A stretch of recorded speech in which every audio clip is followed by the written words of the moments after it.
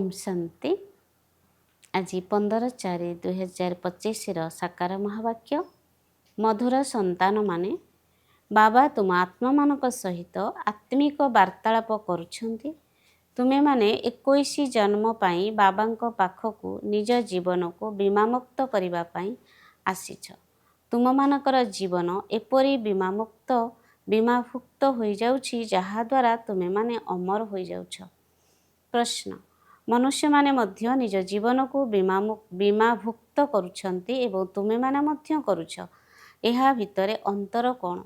उत्तर मनुष्य माने निजर मृत्यु परे परिवार वर्ग को धन प्राप्ति कराइबा पाई निजको बीमाभुक्त कराई थांती, किंतु तुमे माने 21 जन्म अमर हेबा पाई जीवन बीमा करुछ।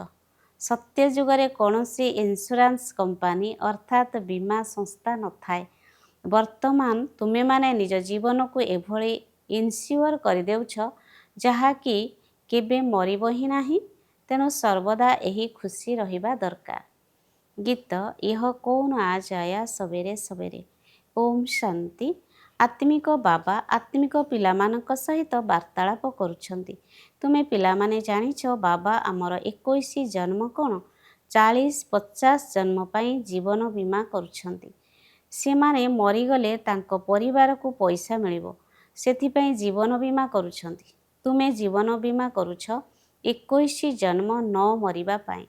बाबा तुम मानको अमर करुछंती ना। तुमे माने अमर थिल ब्रह्मलोक मध्य अमर लोक अटे। सेठारे मरिबा बंचिबार कोनोसी कथा नाही।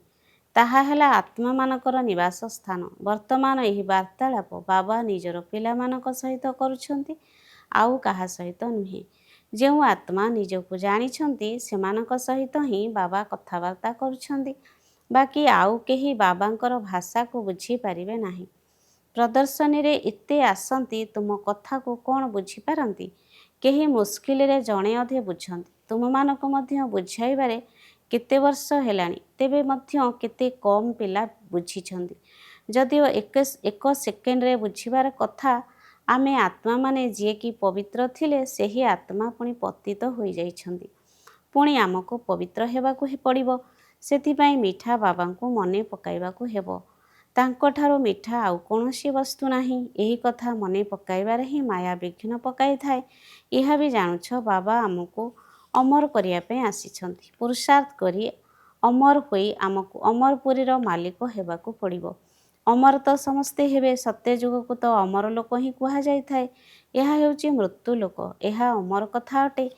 एपरि नुहे कि केवल शंकर ही पार्वती को अमर कथा शुणाइले। से सबु तो सबु भक्ति मार्गर कथा। तुमे पिला माने केवल मो ठारू ही शुण। केवल मोते ही मने पकाओ। ज्ञान मु ही देई पारिबी। ड्रामा प्लान अनुसार सारा संसार तम प्रधान होई जाइछि। अमरपुरी रे राज्य करिबाकु ही अमर पद कुहा जाए। सेठारे इंश्योरेंस कंपनी आदि रहिबो नाही। वर्तमान तुमे माने निजर जीवन को बीमाभुक्त करुछ। तुमे माने केबे भी मरिबो नाही। बुद्धि रे खुशी रहिबा दरकार। आमे जीवन को बीमाभुक्त करुछु। तुमे माने केबे भी मरिबो नाही। आमे अमरपुरीर मालिक हेबाकु जाउछु। तेणु अमरपुरी को मने पकाइबाकु हेबो।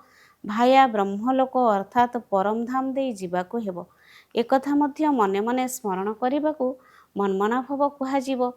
ब्रह्मलोक हेला मनमना भव। अमरपुरी अर्थात स्वर्ग हेला मध्याजी भव। प्रत्येक कथारे दुईटी शब्द ही आसुछि। बाबा तुमको केते प्रकारर अर्थ बुझाउछंती। तेबे जाई बुद्धि रे धारणा हेउछि निजको आत्मा निश्चय करिबाकु हेबो। एही कथारे सबुठारु बेसी परिश्रम करिबाकु पड़ुछि। मु आत्मा ही एही जन्म नेछि। 84 जन्मरे भिन्न भिन्न नाम रूप देश काल परिक्रमा करि आसीछि। सत्य जुगरे एतिकी जन्म, त्रेता जुगरे एतिकी जन्म, एकथा मध्य बहुत संतान भूली जाई थांती। मुख्य कथा हैला निजको आत्मा निश्चय करी मिठा बाबा को मने पकाइबा।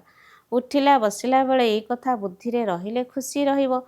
एबे बाबा आसीछंती जहांकु आमे अधा कल्प हेबो मने पकाई आसुथिले एवं कहूथिले जे एठाकु आस, आसी आमको पवित्र कर। तेबे पवित्र आत्मा माने ब्रह्मलोकरे रही थांती एवं अमरपुरी सत्य जुगरे रही थांती। ଭକ୍ତି ମାର୍ଗରେ ମଧ୍ୟ ମନୁଷ୍ୟମାନେ ମୁକ୍ତିକୁ କିମ୍ବା କୃଷ୍ଣପୁରୀକୁ ଯିବା ପାଇଁ ପୁରୁଷାର୍ଥ କରିଥାନ୍ତି।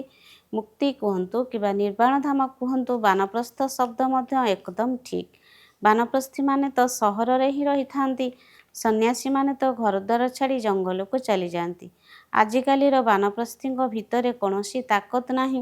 ସନ୍ନ୍ୟାସୀମାନେ ତ ବ୍ରହ୍ମକୁ ଭଗବାନ ବୋଲି କହିଥାନ୍ତି, ବ୍ରହ୍ମଲୋକ ବୋଲି କୁହ ନାହିଁ। ବର୍ତ୍ତମାନ ତୁମେ ପିଲାମାନେ ଜାଣୁଛ ଯେ ପୁନର୍ଜନ୍ମରେ ତ ସମସ୍ତଙ୍କୁ ଆସିବାକୁ ହିଁ ପଡ଼ିବ।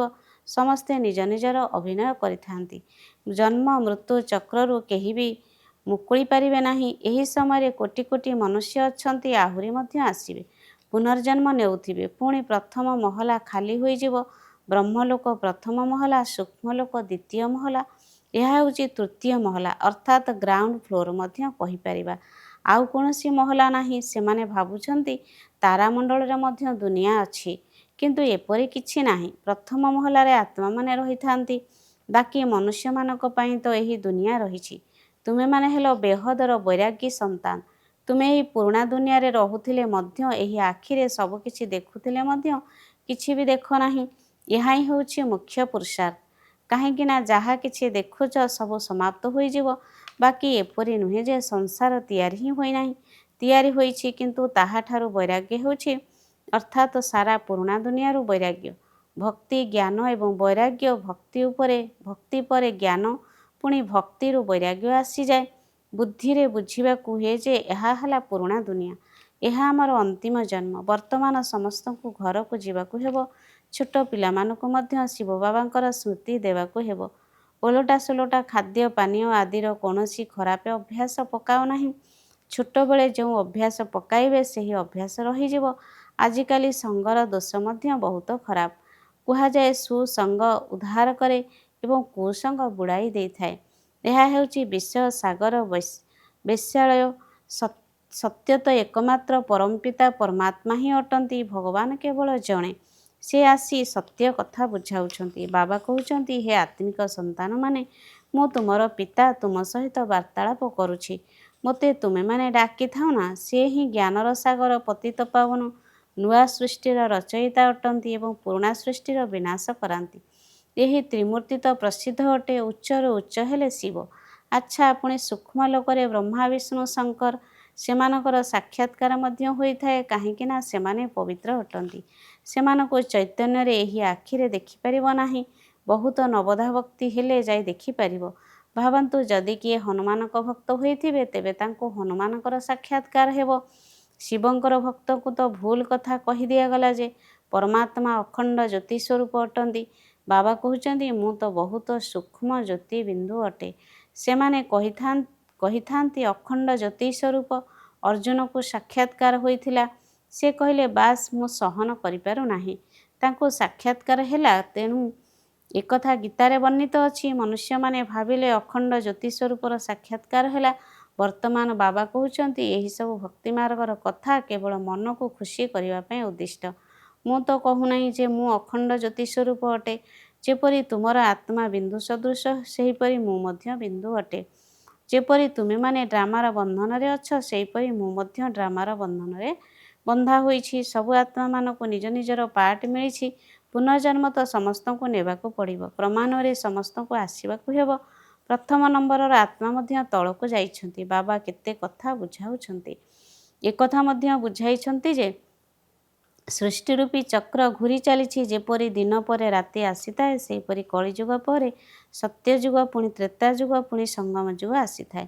ସଙ୍ଗମ ଯୁଗରେ ହିଁ ବାବା ଆସି ପରିବର୍ତ୍ତନ କରିଥାନ୍ତି। ଯେଉଁମାନେ ସତୋପ୍ରଧାନ ଥିଲେ, ସେଇମାନେ ତମପ୍ରଧାନ ହୋଇଯାଇଛନ୍ତି। ସେଇମାନେ ହିଁ ପୁଣି ସତୋପ୍ରଧାନ ହେବେ। ଡାକୁଛନ୍ତି ମଧ୍ୟ, ହେ ପତିତପାବନ ଆସ। ତେଣୁ ବର୍ତ୍ତମାନ ବାବା ଆସି କହୁଛନ୍ତି, ମନମନା ଭବ। ମୁଁ ଆତ୍ମା, ମୋତେ ବାବାଙ୍କୁ ମନେ ପକାଇବାକୁ ହେବ। ଏହି କଥାକୁ ଠିକ୍ ଭାବରେ କେହି ମୁସ୍କିଲରେ ବୁଝିଥାନ୍ତି। ଆମ ଆତ୍ମାମାନଙ୍କର ବାବା କେତେ ମିଠା। ଆତ୍ମା ତ ମିଠା ଅଟେ ନା। ଶରୀର ତ ବିନାଶ ହୋଇଯାଏ, ପୁଣି ତାର ଆତ୍ମାକୁ ଡାକିଥାନ୍ତି। ସ୍ନେହ ତ ଆତ୍ମା ସାଥିରେ ରହିଥାଏ ନା। ସଂସ୍କାର ଆତ୍ମାରେ ରହିଥାଏ। ଆତ୍ମା ହିଁ ପାଠ ପଢ଼ିଥାଏ କିମ୍ବା ଶୁଣିଥାଏ। ଦେହ ତ ସମାପ୍ତ ହୋଇଯାଏ। ମୁଁ ଆତ୍ମା ଅମର ଅଟେ। ପୁଣି ତୁମେ ମୋ ପାଇଁ କାନ୍ଦୁଛ କାହିଁକି? ଏହା ମଧ୍ୟ ଦେହ ଅଭିମାନ ଅଟେ ନା। ତୁମର ଦେହ ସହିତ ସ୍ନେହ ଅଛି, କିନ୍ତୁ ବାସ୍ତବରେ ଆତ୍ମା ସହିତ ସ୍ନେହ ରହିବା ଦରକାର। ଅବିନାଶୀ ବସ୍ତୁ ପ୍ରତି ସ୍ନେହ ରହିବା ଦରକାର। ବିନାଶୀ ବସ୍ତୁରେ ସ୍ନେହ ରହିବା ଦ୍ୱାରା ହିଁ ଲଢ଼େଇ ଝଗଡ଼ା କରୁଛନ୍ତି। ସତ୍ୟ ଯୁଗରେ ସମସ୍ତେ ଦେହୀ ଅଭିମାନୀ ରହିଥାନ୍ତି। ସେଥିପାଇଁ ଖୁସି ଖୁସିରେ ଗୋଟିଏ ଶରୀର ଛାଡ଼ି ଅନ୍ୟ ଏକ ଶରୀର ନେଇଥାନ୍ତି। ସେଠାରେ କାନ୍ଦ ବୋବାଳି କିଛି ବି ହୋଇନଥାଏ। ତୁମମାନଙ୍କୁ ନିଜର ଆତ୍ମ ଅଭିମାନୀ ଅବସ୍ଥା ସ୍ଥାୟୀ ରଖିବା ପାଇଁ ବହୁତ ଅଭ୍ୟାସ କରିବାକୁ ହେବ। ମୁଁ ଆତ୍ମା ନିଜର ଭାଇ ଆତ୍ମାକୁ ବାବାଙ୍କର ସନ୍ଦେଶ ଶୁଣାଉଛି। ମୋର ଭାଇ ଏହି କର୍ମେନ୍ଦ୍ରିୟ ଦ୍ୱାରା ଶୁଣୁଛି। ଏହିଭଳି ଭାବରେ ନିଜର ଅବସ୍ଥାକୁ ପକ୍କା କର। ବାବାଙ୍କୁ ମନେ ପକାଇ ଚାଲ, ତେବେ ବିକର୍ମ ବିନାଶ ହୋଇଯିବ। ନିଜକୁ ଆତ୍ମା ମନେ କର ଏବଂ ଅନ୍ୟମାନଙ୍କୁ ମଧ୍ୟ ଆତ୍ମିକ ଦୃଷ୍ଟିରେ ଦେଖ, ତେବେ ପକ୍କା ଅଭ୍ୟାସ ପଡ଼ିଯିବ। ଏହା ହେଉଛି ଗୁପ୍ତ ପୁରୁଷାର୍ଥ। ଅନ୍ତର୍ମୁଖୀ ହେଇ ଏହି ଅବସ୍ଥାକୁ ପକ୍କା କର। ଯେତେ ସମୟ ବାହାର କରିପାରିବ ସେତେ ସମୟ ଏହି ଅଭ୍ୟାସରେ ଲଗାଅ।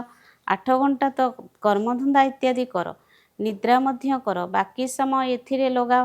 ବାକି 8 ଘଣ୍ଟା ଏହିଭଳି ପୁରୁଷାର୍ଥ କରିବାକୁ ପଡ଼ିବ, ତେବେ ତୁମକୁ ବହୁତ ଖୁସି ମିଳିବ। ପତିତପାବନ ବାବା କହୁଛନ୍ତି, ମୋତେ ମନେ ପକାଅ, ତେବେ ତୁମର ବିକର୍ମ ବିନାଶ ହେବ।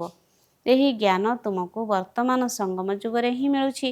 ମହିମା ସବୁ ଏହି ସଙ୍ଗମ ଯୁଗର ଅଟେ। ଯେତେବେଳେ କି ବାବା ବସି ଆମକୁ ଜ୍ଞାନ ବୁଝାଉଛନ୍ତି, ଏଥିରେ ସ୍ଥୂଳ କଥା କିଛି ନାହିଁ। ଯାହା ସବୁ ତୁମେମାନେ ଲେଖୁଛ ସେସବୁ ନଷ୍ଟ ହୋଇଯିବ। ତେବେ ତୁମେମାନେ ଏଥିପାଇଁ ଲେଖିଛ ଯେମିତି ମନେ ରହିଯିବ। ଯଦି କାହାର ବୁଦ୍ଧି ତୀକ୍ଷ୍ଣ ହୋଇଥାଏ ତେବେ ବୁଦ୍ଧିରେ ମନେ ରହିଥାଏ। କ୍ରମାନ୍ୱୟରେ ତ ଅଛନ୍ତି ନା। ମୁଖ୍ୟ କଥା ହେଲା ବାବାଙ୍କୁ ମନେ ପକାଇବା, ସୃଷ୍ଟି ଚକ୍ରକୁ ମନେ ପକାଇବା ଏବଂ କୌଣସି ବିକର୍ମ ନ କରିବା। ଗୃହସ୍ଥ ବ୍ୟବହାରରେ ମଧ୍ୟ ରହିବାକୁ ପଡ଼ିବ, କିନ୍ତୁ ପବିତ୍ର ନିଶ୍ଚିତ ହେବାକୁ ପଡ଼ିବ। କେହି ବିକାରୀ ମନୋଭାବ ବାଲା ପିଲା ଭାବନ୍ତି, ମୋତେ ଅମୁକ ବହୁତ ଭଲ ଲାଗୁଛି, ଏହା ସହିତ ମୁଁ ଗନ୍ଧର୍ବୀ ବିବାହ କରିନେବି।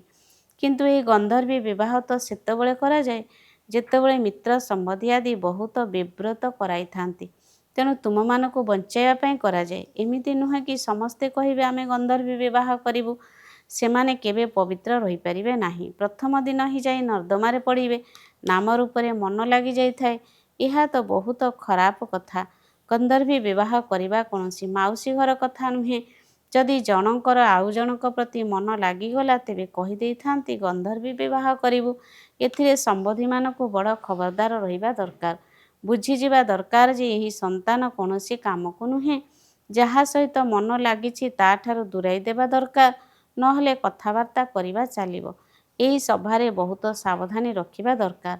ଆଗକୁ ଗଲେ ବହୁତ କାଇଦା ବା ନିୟମ ଅନୁସାରେ ସଭା ଲାଗିବ।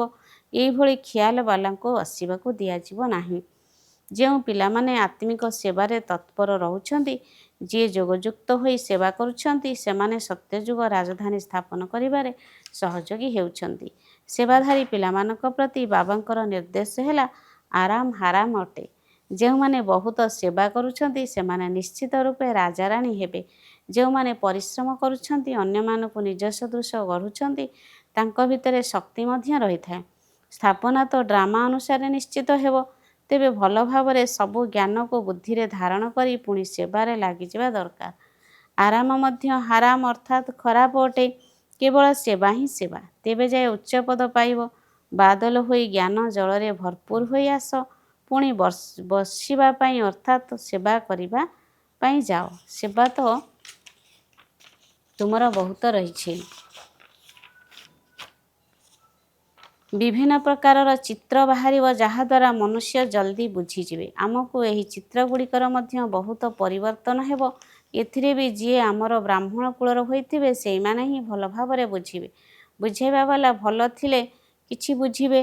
ଯିଏ ଭଲ ଭାବରେ ଧାରଣା କରନ୍ତି, ବାବାଙ୍କୁ ବହୁତ ମନେ ପକାଇଥାନ୍ତି, ସେମାନଙ୍କ ଚେହେରାରୁ ଜଣା ପଡ଼ିଯାଇଥାଏ, ବାବା ମୁଁ ତ ଆପଣଙ୍କ ଠାରୁ ପୁରା ସମ୍ପତ୍ତି ନେବି। ତେଣୁ ତାଙ୍କ ଭିତରେ ଖୁସିର ଢୋଲ ବାଜିଥାଏ। ସେମାନଙ୍କୁ ସେବାର ବହୁତ ସଉକ ମଧ୍ୟ ରହିବ। ସେମାନେ ବାବାଙ୍କ ପାଖକୁ ବା ମଧୁବନ ଆସି ସତେଜ ହୋଇ ତୁରନ୍ତ ସେବାରେ ବାହାରିଯିବେ। ସେବା ପାଇଁ ପ୍ରତି ସେବା କେନ୍ଦ୍ରରୁ ବହୁତ ସେବାଧାରୀ ପ୍ରସ୍ତୁତ ହେବା ଦରକାର। ତୁମର ସେବା ତ ବହୁତ ପ୍ରସାରିତ ହୋଇଯିବ। ତୁମ ସାଥିରେ ସମସ୍ତେ ମିଶିବେ। ଶେଷରେ ଏପରି ଦିନ ଆସିବ ଯେତେବେଳେ ସନ୍ନ୍ୟାସୀମାନେ ମଧ୍ୟ ଆସିବେ। ବର୍ତ୍ତମାନ ତ ସେମାନଙ୍କର ରାଜ୍ୟ ଚାଲିଛି। ସେମାନଙ୍କ ପାଦ ତଳେ ପଡ଼ୁଛନ୍ତି, ପୂଜା କରୁଛନ୍ତି। ବାବା କହୁଛନ୍ତି ଏହା ଭୂତ ପୂଜା ଅଟେ। ମୋର ତ ପାଦ ନାହିଁ, ତେଣୁ ବାବା ପୂଜା କରିବାକୁ ଦିଅନ୍ତି ନାହିଁ। ମୁଁ ତ ଏହି ଶରୀର ଲୋନରେ ନେଇଛି, ତେଣୁ ଏହାଙ୍କୁ ଭାଗ୍ୟଶାଳୀ ରଥ କୁହାଯାଉଛି। ଏବେ ତୁମେ ପିଲାମାନେ ବହୁତ ସୌଭାଗ୍ୟଶାଳୀ ଅଟ, କାହିଁକି ନା ତୁମେମାନେ ଏଠି ଈଶ୍ୱରୀୟ ସନ୍ତାନ ହୋଇଛ। ଗାୟନ ମଧ୍ୟ ରହିଛି, ଆତ୍ମା ପରମାତ୍ମା ଅଲଗା ରହିଛି ବହୁ କାଳ। ତେଣୁ ଯିଏ ବହୁତ କାଳରୁ ଅଲଗା ରହିଥାନ୍ତି ସେଇମାନେ ହିଁ ଆସୁଛନ୍ତି, ଆଉ ସେଇମାନଙ୍କୁ ହିଁ ମୁଁ ଆସି ପାଠ ପଢ଼ାଉଛି। କୃଷ୍ଣଙ୍କ ପାଇଁ କେବେ ହେଲେ ଏକଥା କୁହାଯାଇ ପାରିବ ନାହିଁ। ସେ ତ ପୁରା 84 ଜନ୍ମ ନେଉଛନ୍ତି। ଏହା ହେଉଛି ତାଙ୍କର ଶେଷ ଜନ୍ମ। ସେଥିପାଇଁ ନାମ ମଧ୍ୟ ତାଙ୍କର ଶ୍ୟାମ ସୁନ୍ଦର ରଖାଯାଇଛି। ଶିବଙ୍କ ବିଷୟରେ ତ କାହାକୁ ଜଣା ନାହିଁ ଯେ ସେ କିଏ ଏବଂ କ'ଣ ଅଟନ୍ତି। ଏହିସବୁ କଥା ବାବା ହିଁ ଆସି ବୁଝାଉଛନ୍ତି। ମୁଁ ହିଁ ପରମାତ୍ମା ପରମଧାମର ନିବାସୀ ଅଟେ। ତୁମେମାନେ ମଧ୍ୟ ସେଠାକାର ନିବାସୀ ଅଟ। ମୁଁ ପରମପିତା ପତିତ ପାବନ ଅଟେ। ତୁମେମାନେ ବର୍ତ୍ତମାନ ଈଶ୍ୱରୀୟ ବୁଦ୍ଧି ସମ୍ପନ୍ନ ହୋଇଛ। ଈଶ୍ୱରଙ୍କ ବୁଦ୍ଧିରେ ଯେଉଁ ଜ୍ଞାନ ଅଛି ତାହା ସେ ତୁମକୁ ଶୁଣାଉଛନ୍ତି। ସତ୍ୟ ଯୁଗରେ ଭକ୍ତିର କଥା ନଥାଏ। ଏହି ଜ୍ଞାନ ତୁମକୁ ବର୍ତ୍ତମାନ ମିଳୁଛି। ଆଚ୍ଛା, ମିଠା ମିଠା ଶିଖିଲେ ଧେ ସନ୍ତାନମାନଙ୍କ ପ୍ରତି ମାତା ପିତା ବାପ ଦାଦାଙ୍କର ମଧୁର ସ୍ନେହ ସମ୍ପନ୍ନ ଶୁଭେଚ୍ଛା ଏବଂ ସୁପ୍ରଭାତ। ଆତ୍ମିକ ପିତାଙ୍କର ଆତ୍ମିକ ସନ୍ତାନମାନଙ୍କୁ ନମସ୍ତେ। ଆତ୍ମିକ ସନ୍ତାନମାନଙ୍କର ଆତ୍ମିକ ମାତା ପିତାଙ୍କୁ ନମସ୍ତେ ନମସ୍ତେ ନମସ୍ତେ। ମୁଖ୍ୟ ସାର 1 ନମ୍ବର, ଅନ୍ତର୍ମୁଖୀ ହୋଇ ନିଜର ଅବସ୍ଥାକୁ ମଜବୁତ କରି ଏହି ଅଭ୍ୟାସ କରିବାକୁ ହେବ ଯେ ମୁଁ ଏକ ଆତ୍ମା। ନିଜର ଆତ୍ମା ଭାଇକୁ ବାବାଙ୍କର ସନ୍ଦେଶ ଦେଉଛି। ଏହିପରି ଆତ୍ମ ଅଭିମାନୀ ହେବାର ଗୁପ୍ତ ପୁରୁଷାର୍ଥ କରିବାକୁ ହେବ।